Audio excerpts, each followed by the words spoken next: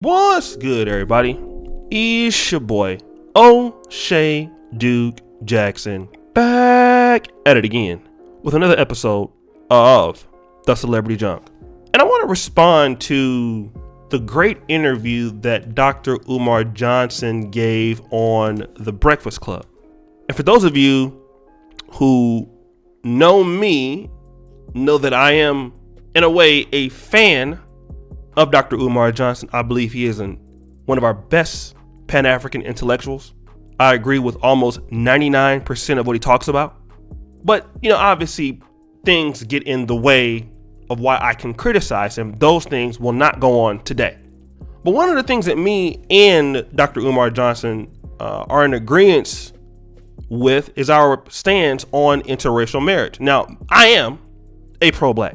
We're going to get that, stop the show. We're going to get that very clear.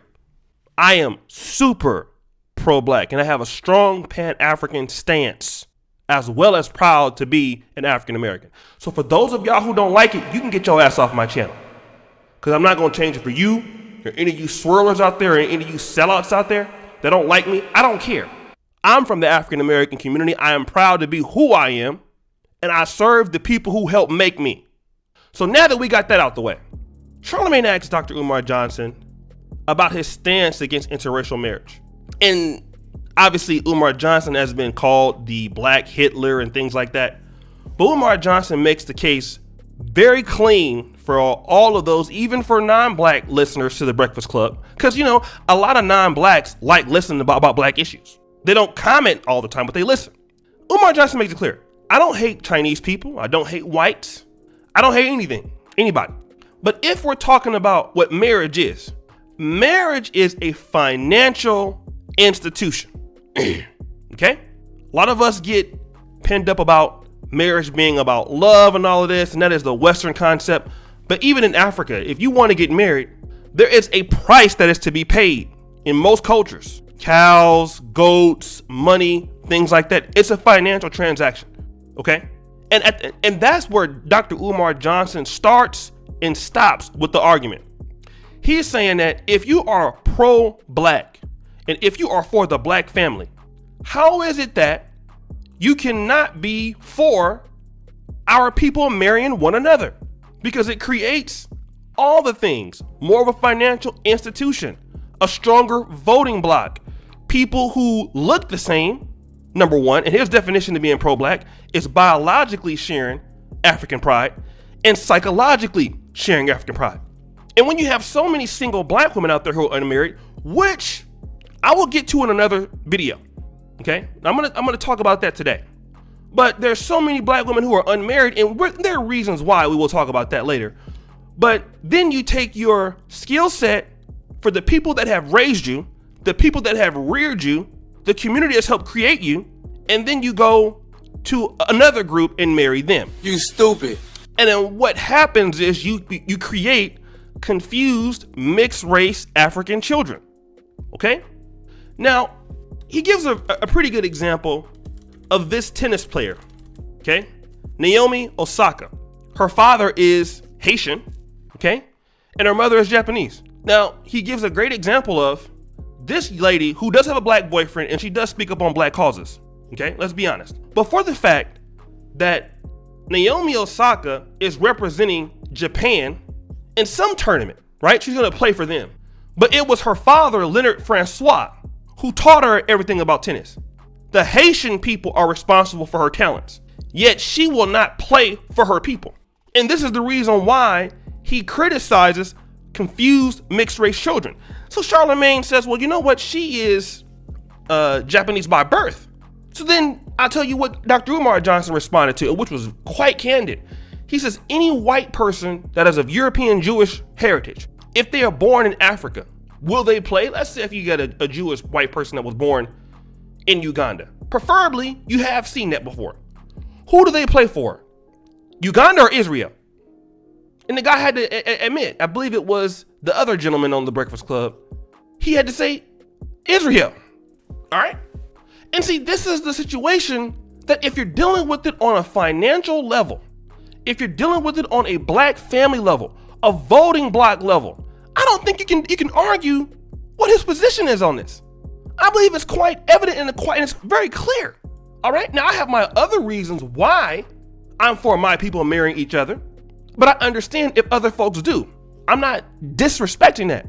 But see, some of y'all are trying to say that you're a pro-black, and I don't understand how you can do this. To me, there is no Pan-African pro-black person who can push that narrative while being on the other side with other people. That's my issue. Because the situations that, and he talked about skin color, okay? Now don't get me wrong. As a black family, there are many people who have different skin tones. In Nigeria, there are many different colors, okay? Of shades of blacks. Rwanda, Ethiopia, Eritrea, even in Uganda. But those people who complain about colorism, okay? And then you create mixed race children.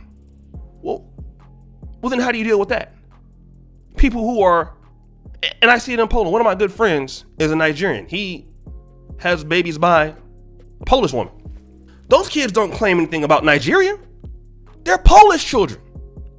They speak the language fluently. And who is their daughter and son most likely going to marry? Polish people. Not only that, those kids get made fun of. And if you want to be honest, in the perspective, when they live in Poland, those kids get made fun of by other kids for being black, not being the same. And in my opinion, it hurts the psyche of those particular children.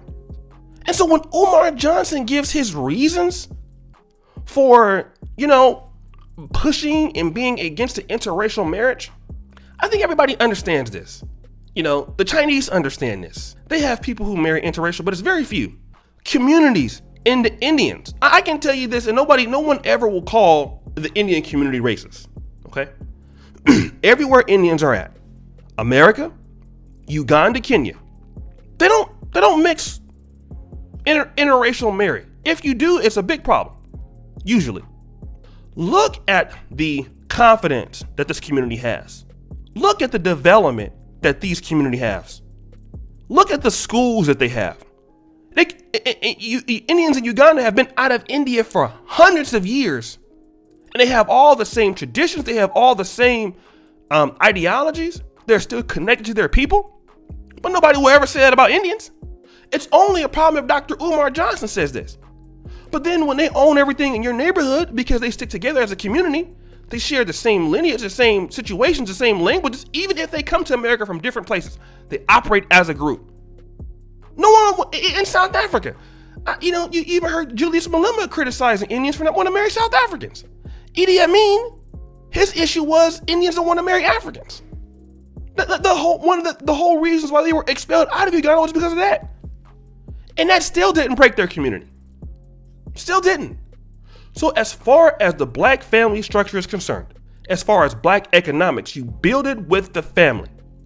And I want to, basically give a shout out to Dr. Umar. He did a yeoman's job. I will be responding to certain elements of the interview.